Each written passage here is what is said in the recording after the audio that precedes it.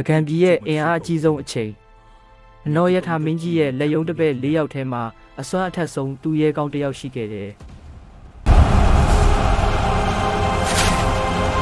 သူကတော့တိုက်ပွဲတိုင်းမှာမရှုံးနိုင်ဘူးတဲ့မျှချက်မလွဲတဲ့ကြံစစ်သားပါပဲဒါပေမဲ့ကံကြမ္မာရဲ့အလှည့်ပြောင်းကြောင့်သူဟာအနော်ရထားမင်းကြီးရဲ့အမျက်တော်ရှာခြင်းကိုခံရပြီးပြည်နှင်တန်းပေးခံခဲ့ရပါတယ်သူရဲကောင်းတစ်ယောက်ဟာတောတောင်တွေထဲမှာလှည့်လည်ရင်းဆင်းရဲဒုက္ခမျိုးစုံကိုခံစားခဲ့ရပေမဲ့ဇွဲမလျှော့ခဲ့ပါဘူး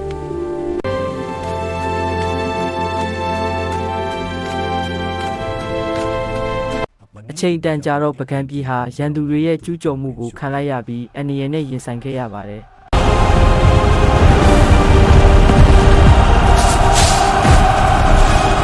မင်းကြီးစိုးလူအဖမ်းခံရပြီးပကံပြည်ကြီးပြတ်သုံးတော့မဲ့အခြေအနေမှာလူတိုင်းကကယ်တင်ရှင်ကိုမျှော်လင့်နေကြပါတယ်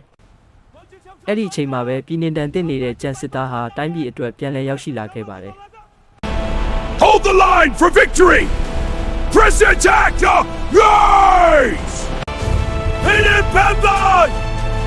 Tuwalta Tatawa! Ada!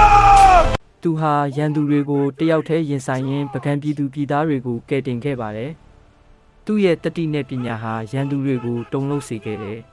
။နောက်ဆုံးမှာတော့ကြံစစ်သားဟာထီးလိုက်ရှင်ပွဲနဲ့ပကံရဲ့မင်းဖြစ်နန်းတက်ခဲ့ပြီးတိုင်းရင်းသားစီးလုံးညီညွတ်မှုကိုတည်ဆောက်ခဲ့ပါတယ်။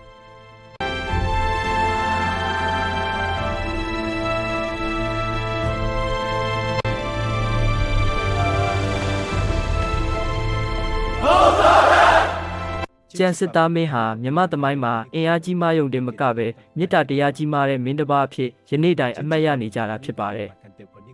။